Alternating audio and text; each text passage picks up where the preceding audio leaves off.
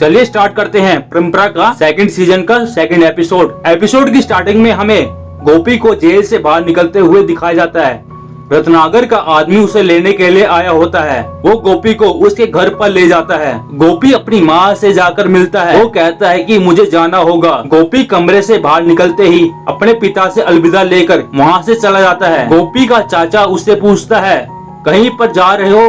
गोपी कहता है कि मैं घर छोड़कर जा रहा हूँ। गोपी वहाँ से चला जाता है। रत्नाकर का आदमी गोपी को एक फ्लैट पर ले जाता है। फिर हमें रात का टाइम दिखाया जाता है, जहाँ पर गोपी के दोस्त उससे मिलने के लिए आए हुए थे। तभी लोग पार्टी करने लग जाते हैं। हमें रत्नाकर का ऑफिस दिखाया जाता है। रत्नाकर के मैनेजर के पास रत्नाकर का फोन आता है। रत्नाकर बोलता है कि अब से सारा काम गोपी संभालेगा, उसे सब हैंड ओवर कर देना। मैनेजर का नाम विजय था। विजय गोपी को उसके कैबिन में ले जाता है। गोपी बोलता है कि 1 साल से हमें टेंडर नहीं मिला, क्या कारण है? विजय बोलता है कि हर बार डेविड ले जाता है, लेकिन इस बार उसे नहीं मिला। गोपी कहता है लेकिन इस बार मुझे मिला है। गोपी विजय को कुछ फोटो दिखाता है और बोलता है कि तुम सारी बात डेविड को बता देते थे, इस कारण हमें नहीं मिला। विजय गोपी से माफी मांगता है। गोपी उसे सारे पैसे वापस करने के लिए कहता है जो उसने डेविड के साथ मिलकर कमाए थे। गोपी उसे अपनी कंपनी से निकाल देता है।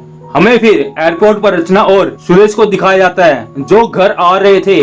सुरेश और रचना के बीच में कुछ भी ठीक नहीं था। फिर हमें गोपी को जेल में रत्नाकर से मिलते हुए दिखाया जाता है। रत्नाकर उसे टेंडर मिलने की बधाई देता है। रत्नाकर गोपी को शेखर से मिलाता है और कहता है कि उड़ीसा से माल एक्सपोर्ट करने के लिए लोकल की सपोर्ट की आवश्यकता पड़ेगी। गोपी कहता है कि इस काम में मैं एक्सपर्ट हूँ। रत्नाकर उसे कहता है कि हम तुम्हें 30% देंगे और बोलता है कि वहाँ पर ट्रांसपोर्ट के लिए कोई भी सड़क नहीं है। गोपी कहता है कि हमारा एनजीओ सब कर लेगा। फिर हमें गोपी को एनजीओ में दिखाया जाता है। गोपी दास की माँ को रुपए देने के लिए अपने दोस्त को कहता है और सड़क का काम चालू करवा देता है। हमें नायडू को दिखाया जाता है। नायडू कहता है कि ये रोड कौन बना रहा है और इस पर सबसे ज्यादा किसी गाड़ियाँ चलती है, ये पता करने के लिए वो अपने साथी को बोलता है। फिर हम गोपी को देखते हैं। गोपी का साथी तारा को लेकर आता है। गोपी उसे बताता है कि हम लोगों से जुड़ नहीं पा रहे। तारा बताती है कि आपको गवर्नमेंट सपोर्ट की जरूरत पड़ेगी। गोपी तारा को एनजीओ संभालने के लिए कहता है।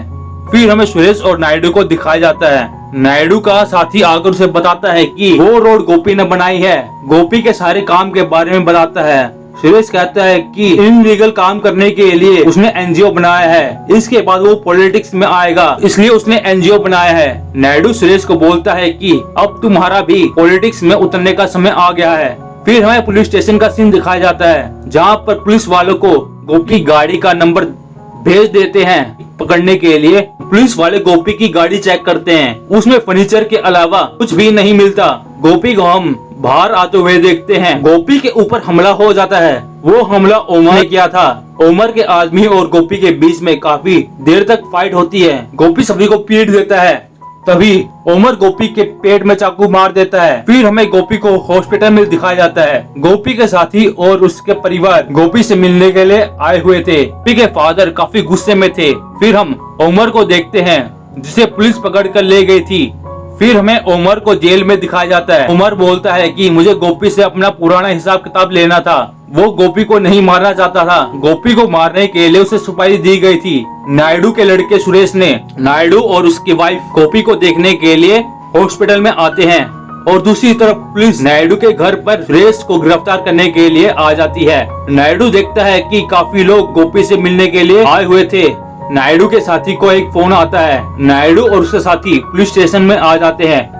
नायडू अपने बेटे से मिलने के लिए आता है। वो कहता है कि शाम तक तुम रिहा हो जाओगे। सुरेश कहता है कि मैं जानबूझकर अरेस्ट हुआ हूँ और कहता है कि इन सब के पीछे मैं नहीं हूँ, कोई और है, उसे ढूंढिए। फिर हमें गोपी को दिखाया जाता है। गोपी को होश आ जाता है। गोपी अपनी माँ से बात करता है।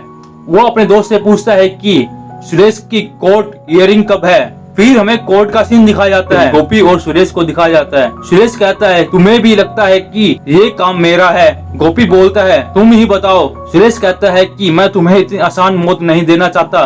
सुरेश कहता है कि तुमने जो मेरे साथ किया है उसका बदला लेना है। गोपी कहता है कि इतना आसान नहीं है और बदला तो मुझे भी लेना है सबका। यहीं पर हमारा सेकंड एपिसोड खत्म होता है। चलिए फिर मिलता हूँ अगले एपिसोड में। इसके लिए आप चैनल को सब्सक्राइब कर लेना।